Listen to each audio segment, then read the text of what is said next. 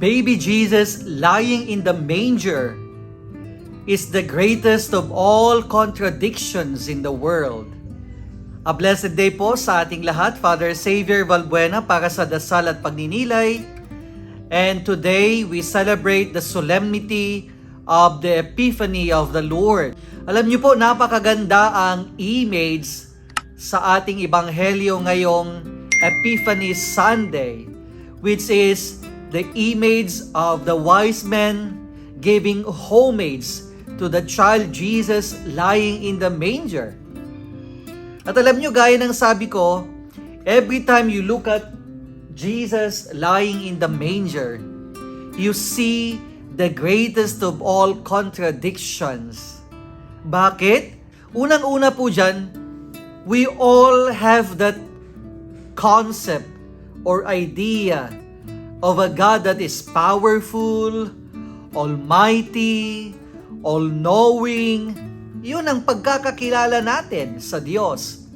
And now, in Jesus lying in the manger, the all-powerful comes like a little child, a lowly little child, helpless, powerless. The Almighty God that we know is now the image of a child na walang may pagmamalaki, na walang kapangyarihan.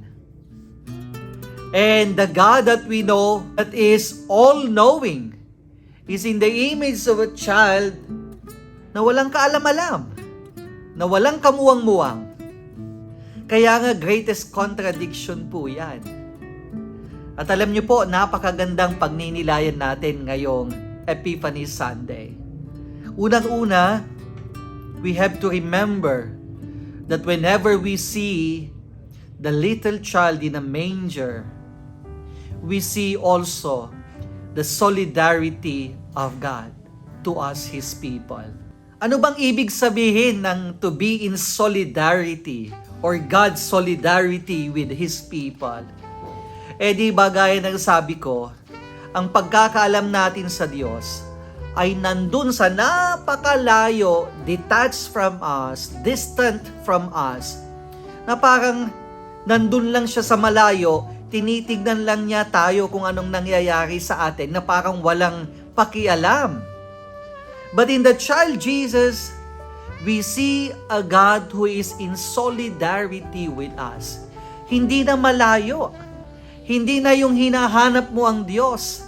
Hindi na yung Diyos na walang pakialam, kundi He came like us because He would like to share everything with us except sin.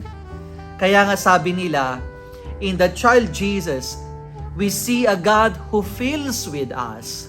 When we are happy, God feels our happiness with us. When we feel pain, when we are sorrowful, God feels this sorrow with us. God feels this pain with us. When we have problems, pag nahihirapan tayo, when we face difficulties in life, God shares this with us. Kaya nga magandang paalala ito sa ating lahat kasi alam po natin, marami tayong mga pinagdadaanan sa buhay. Pinagdadaan ng maganda, pinagdadaan ng hindi maganda. Lalong-lalo na our experiences of pain, our experiences of loss, our experiences of sorrow. At marami kasing nagtatanong, nararamdaman ba ng Diyos? Kaisa ba natin ng Diyos sa mga masasakit at mahihirap na karanasan at yugto sa buhay natin? And now the answer is given to us, yes. Because God is in solidarity with us. God is in union with us. God feels with us. Kung ano man yung pinagdadaanan natin, pinagdadaanan din ng Diyos. Dahil siya ay naging katulad din natin, maliban sa kasalanan. Yan po ang unang mensahe po ng solemnity of the Epiphany of the Lord. The solidarity of God with His people. Whatever we go through, God goes through with us. Whatever we feel, God feels with us. Kung ano man yung paglalakbay natin, nakikipaglakbay ang Diyos sa bawat isa sa atin.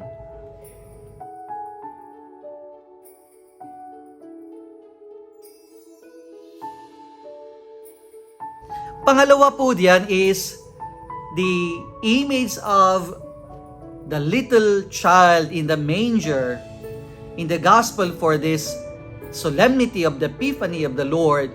Ipinapaalala sa atin din the humility of God. Gaya ng sabi ko, we have that concept, we have that idea of a God that is powerful, all-knowing, almighty. But now, we see a God in the lowly image of a child, powerless, helpless. And that is the humility of God.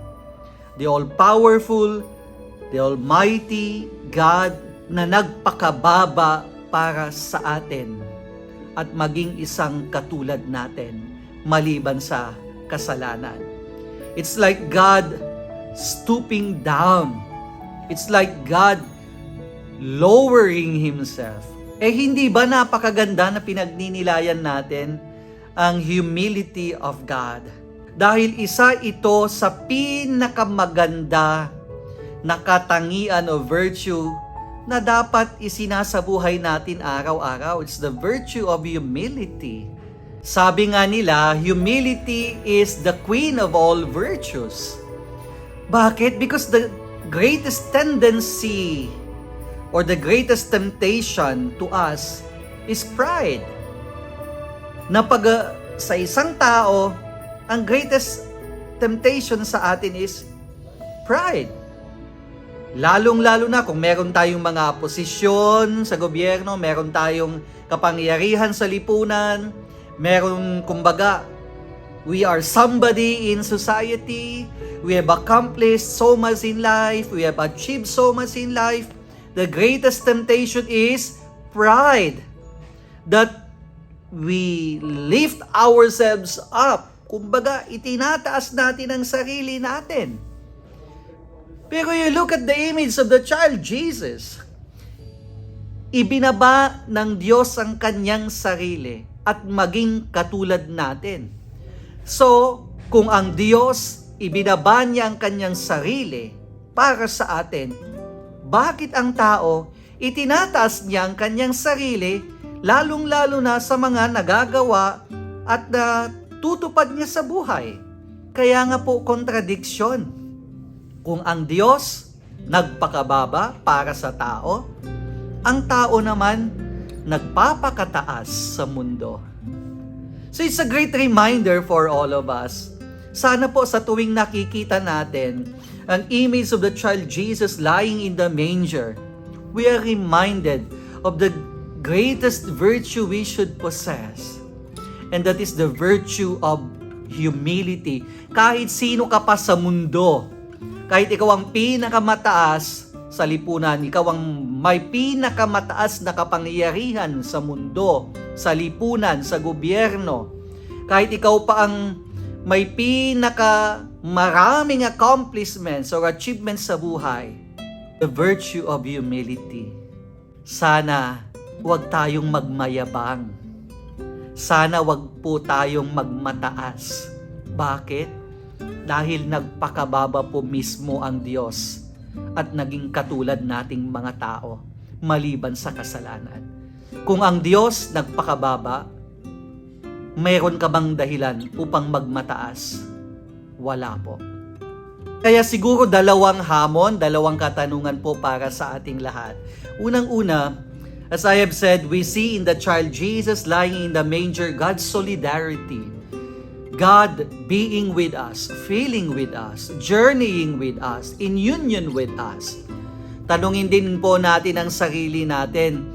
Are we also in solidarity with our brothers and sisters? Lalong-lalo na may mga pinagdadaanan, may problema, mga nabiktima ng pandemya, mga nabiktima ng kalamidad, mga nawalan ng mahal sa buhay, mga nalulungkot, nalulumbay dahil nawalan ng mahal sa buhay ngayong panahon na ito. Are we in solidarity with them? Just as God is in solidarity with us. Pangalawang katanungan, have we stayed or remained humble in spite and despite of our power, of our position, of our accomplishments and achievements in life? Muli po, Father Xavier Valbuena para sa dasal at pagninilay, at sana po ngayong bagong taong 2022, huwag po sana kayong magsawang suportahan ang ating YouTube channel, share our videos to your family and friends, at sana po huwag niyo pong kalilimutan i-click ang notification bell para ma-update po kayo sa tuwing meron po tayong upload sa ating channel. God bless you all, and may we all have a grace-filled New Year.